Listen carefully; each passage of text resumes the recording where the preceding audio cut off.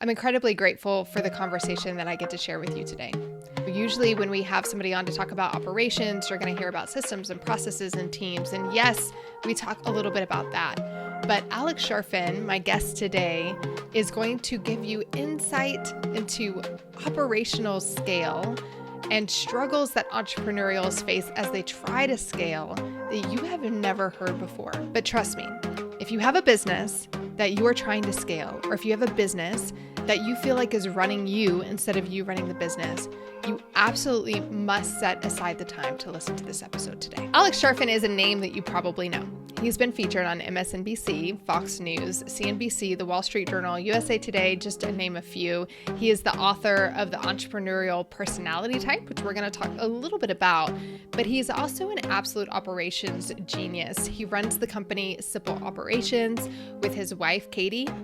And he has a story to share with you that will be life-changing if you are somebody who is in the midst of scaling a business or who thinks that you may want to scale a business one day. I am so grateful to have him in for this conversation because Alex is the kind of person that is going to tell you how it really is. He's not going to give you a simple formula that's going to fix your business operations, but he is going to tell you what is really the problem, what we really need to be working on to get your business to a place where it can scale. Alex, I am super glad to have you here today. We're going to be talking about operations, which if we're talking about operations, there's nobody else that I would want because I know you helped Lauren Tickner, who was just on the podcast. And if you all heard that episode, she talks a mile a minute, but she has her ops down. It is insane. And then I know you also helped Alex and Layla Hermosi, and I'm a big admirer of Layla and her operational know-how, and I think you had a big part in that, right? Yeah, early on, I was able to work with Alex and Layla from like 2016 to maybe 2020, something like that. But yeah, they're extraordinary entrepreneurs. So's Lauren. They're just amazing at what they do. But when you get some operations and some structure and process and routine, that's when you really see how talented an entrepreneur is. Yeah, and how they're able to scale. Because I know a lot of the people listening to this are at that point of scale. We have a lot of clients who are like, oh, we just had 1,000 members in our membership. Now we have 3,000. What do we do? And we'll be talking a little bit about like what needs to be in place operationally in order to really sustain that kind of scale. But before we do, let us all know, what is your favorite community you've ever been a part of? What did you love about it? It's such an interesting question, Shanna, because I think for most of my life, I didn't put a lot of value on community.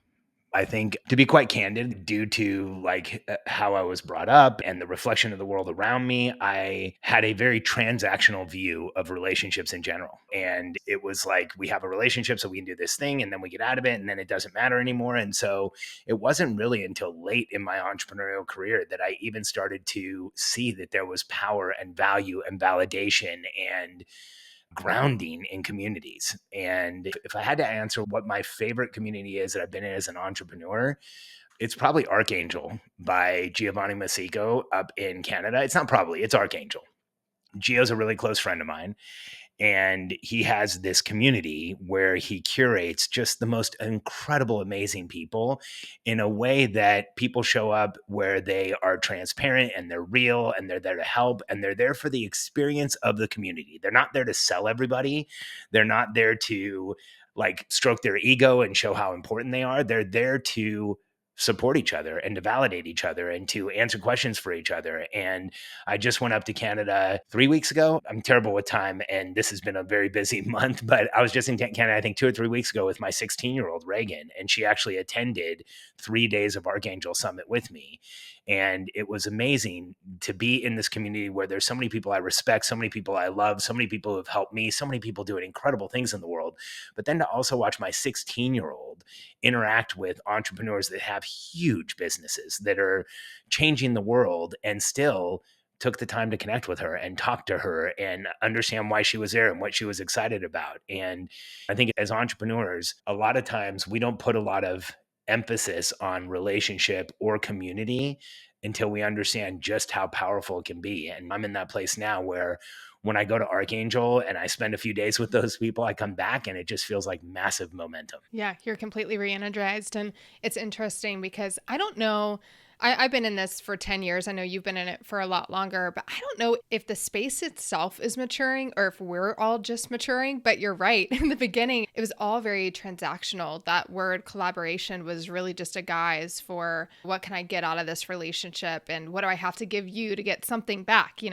We are, maybe it's COVID, who knows, but we are starting to see that shift where people are really quick to move away from false community, move away from those spaces where it's very clear that this is just a transactional relationship.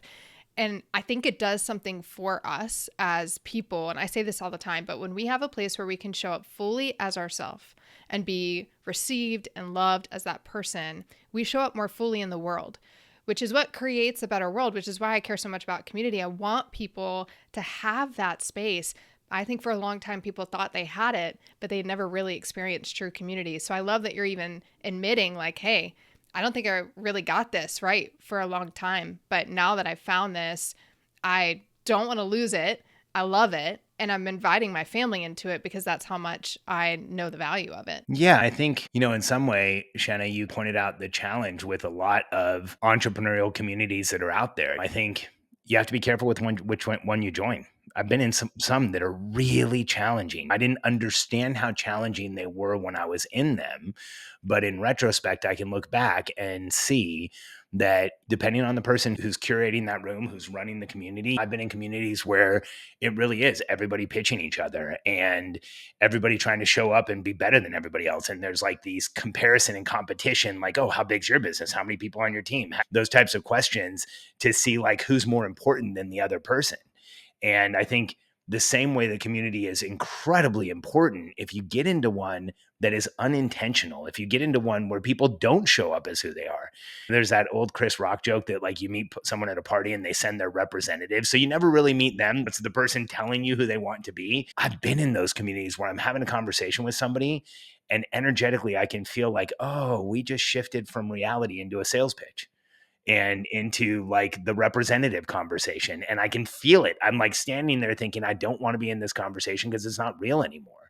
And so I think in the same way that communities can be absolutely life-changing, they can also create a ton of constraint and a ton of frustration. And so being really intentional about where you choose to spend your time and finding exactly what you said, the room, the space, the container where you feel totally comfortable showing up and sharing everything. And when I think about the last experience I had at Archangel, that's exactly what I did. And I think in some ways, some of the communities that I was a part of were not effective for me because I was afraid to do that. I was just like everybody else, like trying to be the most important person in the room or not show weakness or not show challenges or not show any type of constraint in my life. And when we show up to communities and we don't talk about what's really going on, we get nothing out of it. You might make a sale or you might find a deal or you might find someone to collaborate with, but you don't get the grounding and the validation and the confirmation that you get when you are willing to be yourself. And so I think the biggest litmus test for a community is, can I walk into this room and tell everybody what's going on and feel okay about it? And thank God I feel that way at Archangel. Yeah. And it's interesting because without those relationships, I think business owners really struggle. I just experienced this. We talked about it a little bit before we got on and pressed record, but I just had a friend reach out who I met through a community who I've developed trust and relationship with. And she shared with me that she had to let go of her whole team. This is not actually the first person. I hosted a dinner in Nashville 3 weeks ago, and there was somebody else who is well known in the space who just had to make a similar decision to basically start from scratch with their team. When I was talking to this person about what happened and like, how are you slowing down and how are you refining your processes? They said to me, like, that's the problem. Like, we never had processes in place. And honestly, like, this is one of those people that has been touted for being a 7-figure membership owner in a lot of communities. And I think oftentimes we all want the plaque on the wall or the shiny metric, but there's not people who really know what's actually going on behind the scenes. And when I get a client that comes to work with me and we talk about retention, oftentimes they think like, oh, we're going to do a gamification strategy. And the first thing we talk about are systems and processes. And they get so confused because they're like, you're not an operations consultant. I'm like, no, I'm not. But retention is an operational system first and foremost. But they don't have those processes. and it's eating at their profitability. It's causing the entrepreneur to work themselves and their team into the ground. And ultimately, I think it leads to a lot of burnout, and it leads to businesses having to completely shut down or cut everything back and start from scratch like my friend is. So when you go in and you're looking operationally at a business that has scaled fast or is on the verge of scaling, are there any like red flags that you can just immediately see that people need to be looking out for? When you say immediate red flags, I think in my experience, when an entrepreneur who has never scaled a business before reaches a new level, when they go first time that they hit 7 figures or first time that they hit 3 million or 10 million or any of those things, there's a lot of uncertainty and there's not a lot of clarity of what to do next. And what I see consistently in those places is that the majority of entrepreneurs got there by doing more of what they're doing, by putting more time in, by putting more effort in, by putting more energy in. And gosh, Shanna, these days in the entrepreneurial world and in the world of rhetoric in our lives, there is so many people saying, if you want success, just work harder. If you want success, sacrifice more. If you want success, give up more. And then 100%. And every time I see them, I'm like, wait a second, you don't really understand entrepreneurs because we work ourselves to death. And so, like, I don't know a lot of entrepreneurs that need to hear the message, work harder. I know a lot of entrepreneurs that need to hear the message, you don't have to work this hard. And I think that this constant reinforcement of if I put in more effort, I'm going to have everything that I want and things are going to get easier is an absolute false prophecy, a false promise, because as entrepreneurs, as visionaries, we need way more help than the average person to get to the outcomes we want, to create the change we want in the world. And we have a really hard time asking for help. It's just, I call it the entrepreneur's dilemma. We need more help than the average person, but any request that we make for help or support of any kind leaves us feeling vulnerable and exposed. And as a result, I see entrepreneurs who have done everything it takes to get a business off the ground. And what does that mean? It takes everything. You have to do everything when you start a company. But that also psychologically conditions us that no matter how big that company is, we have to be involved in everything. We have to be doing everything. We have to be checking everything. We have to be seeing everything. And that becomes the biggest constraint. To me, that is the biggest red flag. When I see a business that's growing and I ask the entrepreneur, what role do you play? And they say, well, I kind of look at everything and I kind of do everything. Like, you are already in a place where any type of scale is going to cause you pain. And unfortunately, we're in a world where oftentimes when you're at a mastermind or an event, the person on stage who's talking about how successful they are and giving advice is also the person who's in the most pain.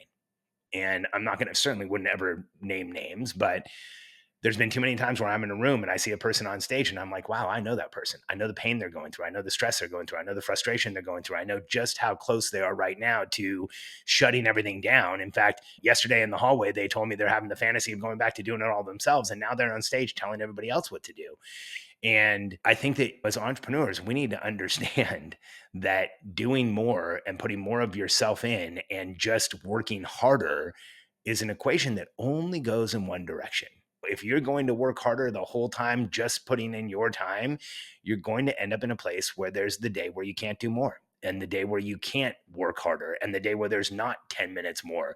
And that's when things come crashing down oftentimes for entrepreneurs. That's when they finally realize, like, hey, I can't do this. I can't sustain this. I know this intimately because I've done it. In my 20s, I ran a business where it was a consultancy, and we worked with major brands here in the US and internationally. And then we marketed them in Florida, in the Southeast United States, and in Latin America. I had offices throughout Latin America. I had a few offices in the US. I had a pretty large team, but I built the business directly around me. It was like my entire team was assistants and I was still doing everything. And the level of stress that I was under, the level of pressure that I was under from the outside looking in, I looked very successful. I had a multi-million-dollar business. We were doing $250 million in sales. I had a large team. From the inside, I felt like an imposter anytime anybody asked about my business. I was afraid to talk about it because it was so hard to run. By the time I was 30, I weighed over almost 300 pounds. I was on prescription medications. My doctor told me I was his next likely case for a heart attack or a stroke. My blood pressure was off the charts, even medicated. I was in a terrible place because I had bought in to this myth that if you work harder and you start building a team and work harder and you start growing that team and work harder and you start scaling the company and work harder, that if you just work hard, you're going to get everything you want. And there was a day, shortly after I met my wife, Katie, where I got up in the morning and the entire business just became confronting. I'm like, I don't want to do this anymore. I don't want to feel like an imposter. I don't want to be overwhelmed every day.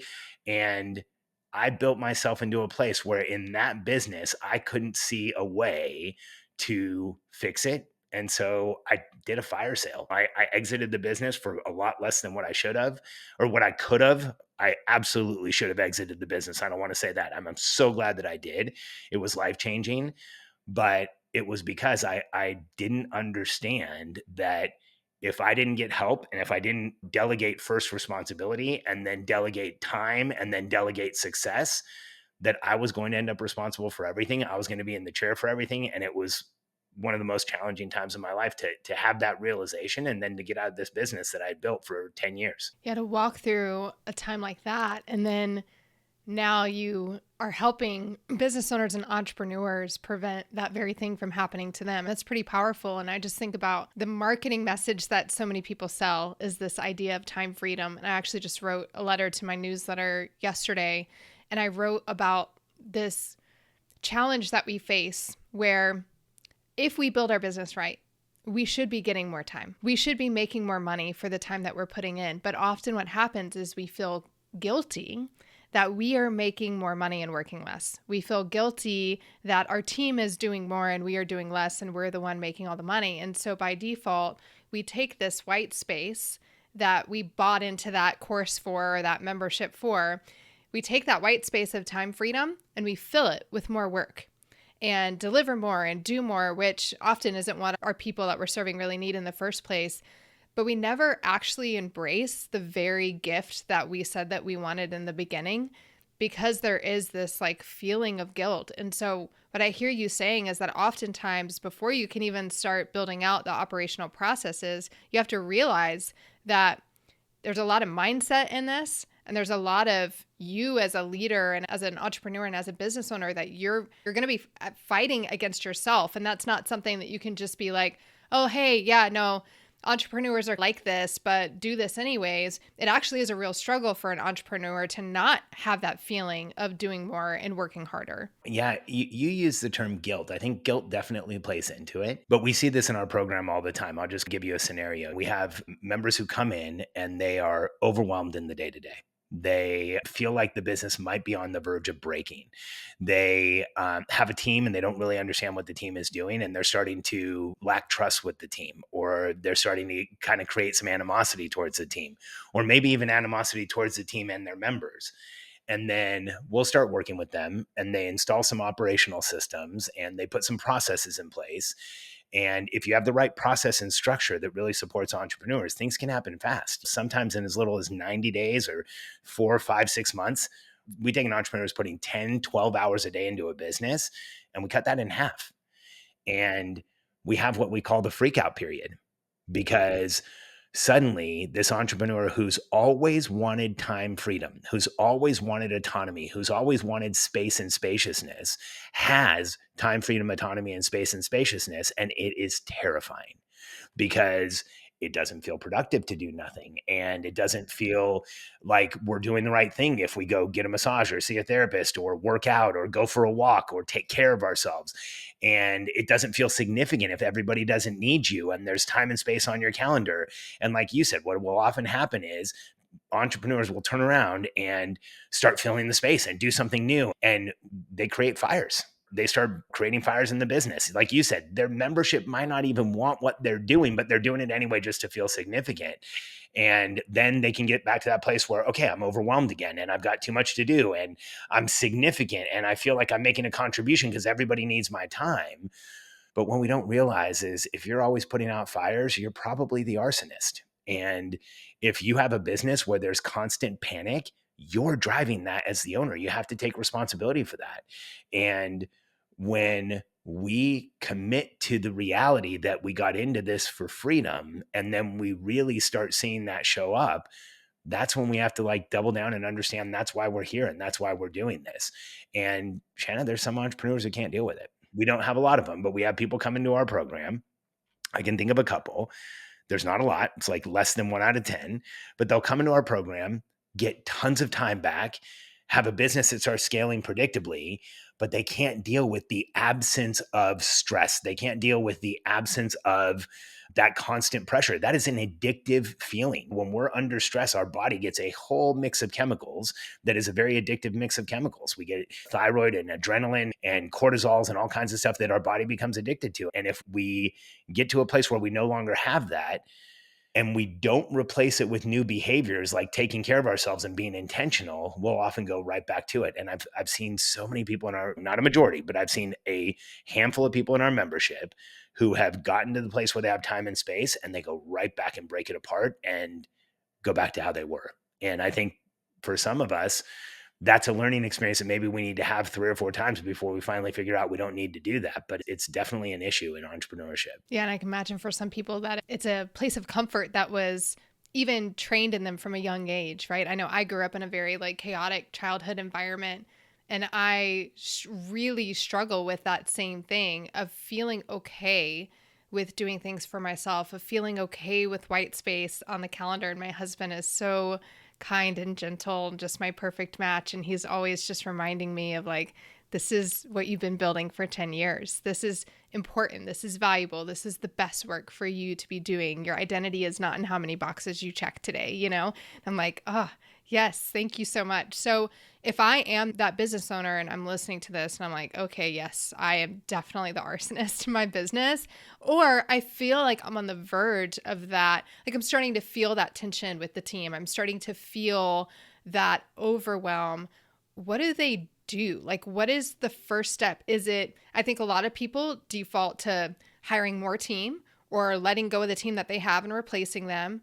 Is it team or is it process? Like, I think it's a little bit of the chicken and the egg, but what do I do if I get to that point? I think this answer is probably going to come out of left field, but I think you just alluded to it. Every entrepreneur I've ever worked with that has built a significant company has been through massive trauma in their lives. And you said a interesting childhood. I can't remember how you phrased it, but what I heard was I had a traumatic childhood. And right? Exactly. Yeah. Yeah. And I think for a lot of us, it's even hard to admit that. Like a lot of entrepreneurs are like, no, no, no, I didn't have trauma in my childhood. I'll have a 10-minute conversation with them and they're sitting there thinking, God, I did have some trauma in my childhood, because it's every single one of us. And one of the most significant things that I've seen entrepreneurs do is when they go start addressing the trauma, their behaviors in life and in the world change.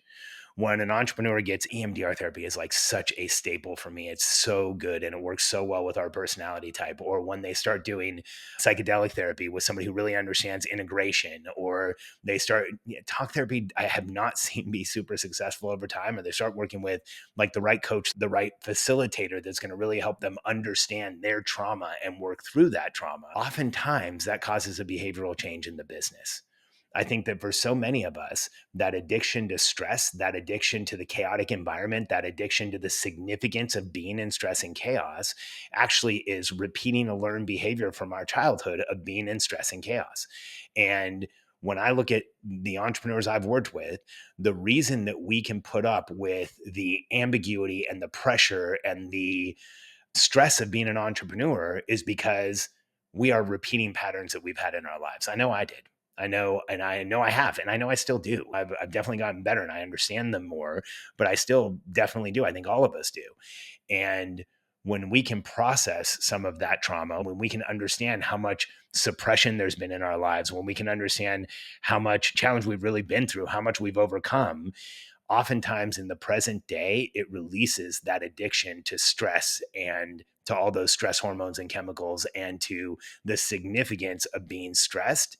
And that really is a massive conduit to changing behavior in a business. I love that you brought up EMDR because I have like life before EMDR and then life after EMDR, which happened like, I must have been like 8 years ago, maybe more. No, it's probably more than that. But my husband and I are both huge advocates for it. But so what I hear you saying is that it's less about team, it's less about processes, it's more about the entrepreneur themselves, because if they build the team and build the processes, but they haven't done their own work, they're going to end up right back where they started. I think it's a combination of those things. You asked like, what is the one thing? And so I think having process and structure is crucially important. And having an operating system for your business is really important. And having a process through which you delegate is really important, and building the processes within the business. But in my experience, if you don't get help for yourself as an entrepreneur, a lot of the challenges that you have in the business are just going to continue repeating themselves. And I too have like life before and life after EMDR. Thankfully, I found it about 24 years ago. I was 26. I was getting out of a really challenging relationship. And I started doing that work. And I think it's part of the reason that I was able to walk away from the business that I had, because I was understanding myself better and knowing just how incongruent and untenable my situation was. And I've on and off done EMDR for that entire period of time. I'm not every week, not all the time. It's one of those therapies that actually works really well when you're feeling under pressure, but it's helped me understand that if I'm in a place where I'm creating stress, I can now see it. If I'm in a place where I'm creating chaos, I can see it. And so I've gotten infinitely better at that. And I think coupling growing yourself with growing the business is really the way that things work. And I'm glad that you have done EMDR therapy. I usually get a bunch of questions about what it is, but it's an incredibly effective therapy that'll help you understand yourself better. I think one of the things that very few entrepreneurs admit or understand is that we're the most important person in the business, period, end of story. And if we're not treating ourselves in a way that makes us grounded and present and aware and in our bodies, we're running our business from a place of not being grounded, from a place of lack of awareness, from a place of being disembodied. And oftentimes that's why you see these tragically chaotic businesses that are quote unquote successful, but then fall apart. It's because we're not actually in a place where we're consciously running that company and consciously making the decisions we need to make most of the time. I'm not saying we're just completely checked out all the time. That's not how business works. But if we stay in a place where we're in that overload, overstressed, overwhelmed place long enough, things are untenable. They don't keep growing. Yeah, and it leads to the really toxic culture, right? Which often people talk about toxic culture. I'm like, nobody intends to create that. It's because they aren't intentionally creating a culture otherwise, or because they're trying to create a culture on paper, but they themselves, their energy, the way they present themselves in the business actually has more impact on the culture than any mission, morals, values, whatever that they put on paper.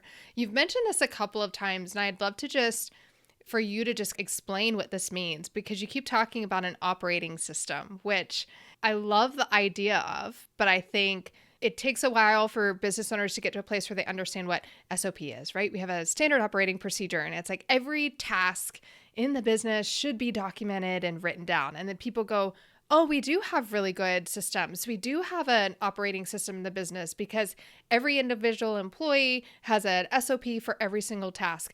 I have a feeling that's not what you're talking about when you're talking about an operating system. So can you explain what that is? Sure. So the one option to grow a business, and I think it's really the best option, is to have an operating system that creates consistency around three things: what you plan to do as a company, how you execute that plan as a company, and how you grow, manage, and take care of the people in the business. And when you look at those three specific things, how you plan what you're going to do, how you execute those plans, and then how you take care and grow the people in the business, in 99% of entrepreneurial companies, those things don't exist. There might be project plans for individual projects. There might be a project management software that is like quote unquote managing execution, but rarely really is. It's more of like a task list for everybody. And then when it comes to managing and growing people, there's usually a complete deficit of systems altogether. And in a lot of businesses, I've worked with people that have 20-person teams that they don't ever meet with. And they do everything through Slack, and they do everything through voicemails and voice notes. And the other side of that is putting a system together through which everyone on the team understands the plan and where you're going, exactly what you're going to do. If you and I were to walk into a locker room right now to any professional sports team on the first day of the season, and we walked up to the rookie who is brand new on the team and it doesn't even know where the bathroom is, and we say, hey, what are the goals around here? They'll tell you in a heartbeat, I want to get to the Hall of Fame. I want to win the championship. I want to win everybody I line up against this quarter. Here's our schedule for the month. Here's what I have to do this week. And if I do this workout and this training and these drills today, I could possibly get to the Hall of Fame. And you walk into the average entrepreneurial business and you say, hey, what are the goals around here? And Shanna, I've had these conversations. You get answers like, like survive. Don't make the entrepreneur who's running it angry. Make sure nobody gets upset who's in our membership. There's not clarity as to, hey, here's exactly where we're going. And when you have a system where you can create that parallel where the championship is your long-term client-centric mission and the Super Bowl is what is that year-long outcome? What financial revenue are you going to drive for the year? And the quarter is like what projects, policies, people, and processes are we committed to changing or adding or improving in this quarter? And then what are we going to execute this month? What are all our tasks for the week? And what are you doing today that's going to get us to that long-term client-centric mission? When you install that in a company, you go from running the business by personality, which means you're telling everybody what to do all the time. And you're in this place of transactional management of telling people what to do, checking that it got done, telling them what to do, checking that it got done. That's how most project management software really works. It is a transactional management system. If you can shift that over to what we call transformational leadership, where the entire team understands clear outcomes for every project and for everything going on in the company. And then you can assign those outcomes to people on the team and coach their success rather than checking that it got done. You're supporting them and helping them get to the outcomes. And if you have clear outcomes and you coach success, you get leveraged results with your team. It changes everything. And in multinational, huge corporations, there are entire teams dedicated to planning. My cousin works at Apple. They have a project plan for the next 8 years that is set in stone. And then another 2 years on top of that is theoretical. And another 2 years on top of that is like, maybe we can do this. So they've got 12 years worth of plans. You look at the average entrepreneurial business, there is no plan. And I think that is like the biggest deficit that we have in small business today. I love that you're talking about this with the perspective of the long-term plan, but really the outcome-driven team versus the task-driven team. Because I think that is a lot of what creates burnout, is feeling everybody wants meaning in their work. Everybody wants to work towards something bigger than themselves. And you can only check so many boxes in a day to feel like you're getting meaning. So I really love this perspective on it. I think one of the things that's coming to mind for me is this idea of proactive versus reactive. So we have a lot of people come to us wanting to hire a community manager that's been trained through our program. And we have to really educate them on the difference between, first off, a virtual assistant and a community manager, but second off, proactive versus reactive, because community managers are by default often reactive. And we really train them to be proactive. And it's because we switch that perspective from like, hey, just make sure you handle any fires in the community or you let people in or out or whatever it might be, to your goal isn't just engagement, it's progress. It's helping people make more progress. And in doing so, that impacts our retention rate, which increases our lifetime value, which allows us to scale because now we can spend more per customer and all of that. So we really try to give that community manager a perspective that's much bigger than the role that they've been given. So is having these outcome-driven roles, is that part of the key that leads to more proactive employees versus the reactive employees, where business owners often feel like they're not getting enough from their team, they're not getting enough for that certain role, and there's a ton of turnover? Yeah. And it's not just not getting enough from their team or not getting enough from the role or a ton of turnover. I hear dialogues from entrepreneurs all the time. Like, I want my team to step up. I want them to take initiative. They're not engaged. They're not excited. They don't make decisions like I do. This is one of my favorite statements that entrepreneurs make. I can do anything my team does faster.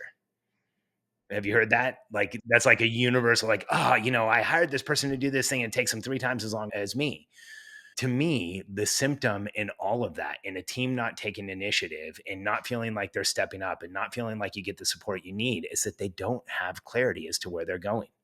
And this is a scenario and equation that I've worked with over and over again, where you look at an entrepreneurial team and the only person that really understands where the company is going is the entrepreneur. And there is no plan. There's no documentation. There's no like, here's what we're doing and these are what our goals are. Here is our finish line this month.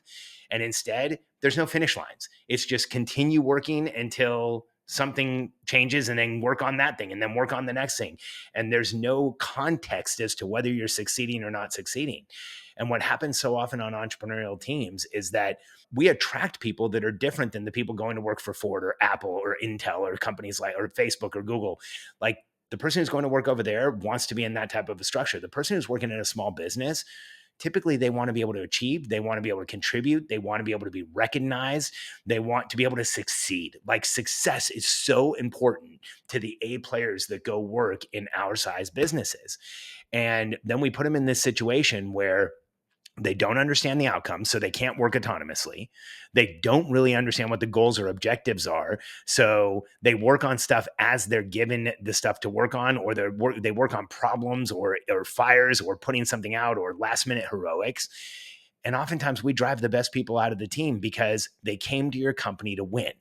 And as entrepreneurs, we create this further challenging dynamic where we have a $1 million business and we set the annual goal at 10. And so now not only are they not succeeding day to day, but we've set this outcome that shows them they're losing every single month. And we're teaching them to lose gracefully. And we're teaching them to be in this situation where it's okay not to hit the numbers. It's okay not to hit the goal, but we're going to get there someday. And you add all that up. And what often happens is entrepreneurs end up with a team of people who are willing to put up with all of that. And that is not the same team of people who's willing to go out and be really productive. And so if you show people where you're going, if they have clarity as to what they need to do, they can go autonomously do those things and raise their hand when they need help. And man, it's so much easier for us as entrepreneurs. But the path of like doing that is obscured for most of us. I know it was for me for most of my career. Oh, it's fascinating because there's this book called The 1 Minute Manager. It talks about a lot of that stuff. And it's like, I've admired that book. And then now like I'm hearing the way you're talking about this. And I'm like, it's like a completely different perspective on it. But you're right. Like in a small business, an A player is going to be attracted to something completely different, right? They don't just not want to be micromanaged, which is kind of what that book is all about. It's like how to not micromanage your employees. It's not called that, but that's kind of what it is. They want so much more. Yeah, but it's the book about how to not micromanage employees with this 1 minute micromanagement tactic. And it's horrible. It's like, I get emotional about that book, Shanna. Here's what used to happen. When I was a consultant, that book came out a long time ago. And it's so popular because you know what every person in business hates to do? Manage. If you ask an entrepreneur, are you good at managing people? No. Well, what if it only took you a minute? Oh, I'll listen to something where I only have to spend a minute on managing the people who are building my future, building my company. Like, come on. And when you look at that book, it's perpetuated this myth that you don't have to spend time with your people in order for the company to grow. And it's perpetuated this myth that in these 1 minute interactions, you can put somebody in the right direction. You can send somebody off to get work done. You can have somebody be like, understand what's going on. And when I was a consultant in my 20s, what would often happen is one of the companies that I was working with would have that group come in and they would give the book to everybody. And it would be like the new Bible that they're going to use for the year. And it was a train wreck every time. I almost cussed. It was a train wreck every single time because what ended up happening was it encouraged managers to spend less time with people, and it made these 1 minute interventions the thing that is going to be like the way you grow the business. And there's this strategy in the book. I can't remember. It's got the dumbest name. It's like the discipline sandwich or something like that, where it's the 1 minute discipline process where you tell somebody good about what they're doing, then you tell them the challenge, and then you give them the positive. So it sounds something like, Shanna, I'm so happy with what you're doing and I really love having you as an employee, but you've been late for the last 21 days and like we don't accept that here, but I want you to know how much I appreciate you. You know what the team member heard? You love me and you appreciate me. And it's the worst strategy ever. It is not a candid conversation book. It's just overall it's a joke. And I think there's too many strategies out there that feed off of the desires we have as business owners and leaders, but don't actually give you the really difficult work that you need to do in order to have a business grow. I would throw that book out, The 1 Minute Manager, and go buy Radical Candor. Radical Candor is a book about having real conversations with people, about letting people know what's really happening, about being transparent and real with empathy, because truth, I often hear entrepreneurs say, I was sharing my truth with my team. Well, truth without empathy can be weaponized unintentionally. And so if we understand that by being candid, by being transparent, by having empathy with the people around us and having real conversations, that's what really grows a business. And I'm sorry, but you can't do it in a minute. Yeah, exactly. And that's what sets people up to win. So, okay, I feel like a lot of people are going, where do I start? And it sounds like it's with better understanding themselves first. And I know you have your entrepreneurial personality type. We could have done a whole episode on that, but we didn't. So what's the best way for people to like dive in to start to really understand these things that we're talking about? Is like entrepreneurs struggle with this and this is hard for entrepreneurs, but you don't have to use that as an excuse and as limits to grow and scale your business. So Shannon, in 2015, I sat down and I wrote the book, The Entrepreneurial Personality Type. And it was my manifesto on who we are as entrepreneurs and how we can improve our lives and how we can understand ourselves better. And I actually started the process of writing that book by recording a series of podcasts that I'm repeating right now. So my podcast is called Momentum for the Entrepreneurial Personality Type. And starting last week, I started recording the episodes about the entrepreneurial personality type, with the first one that I think is called Evolutionary Hunter Revisited. So that's a great place to hear it if you like audio. And then we've made the entrepreneurial personality type ebook completely free. You can go download it, no strings attached. Go to freeeptbook.com and download the ebook. You can also buy the hard copy if you want the souvenir, and it'll explain our personality type to you in a way that probably no one ever has. I think one of the most important things for us as entrepreneurs is to feel seen, heard, and validated. And I wrote that book for myself to feel seen, heard, and validated. I wrote that book as an argument about who my kids are. I wrote that book as a manifesto about who my friends are. I wrote the book as an explanation of who we are and why we are in the world. And the best compliment that I ever have gotten is so often people come back and they're like, Alex, I understand myself better than I ever have just from reading the book. And so I'd love for anyone who's listening to go download it at freeeptbook.com. And if you do, I'm available on social media. I'd love to get your reflections and any feedback that you have. Well, Alex, thank you so much for hanging out with me. I really am grateful for this conversation because I feel like we kind of talked about this, but oftentimes on a podcast, it's just kind of like, here's my framework, here's my formula.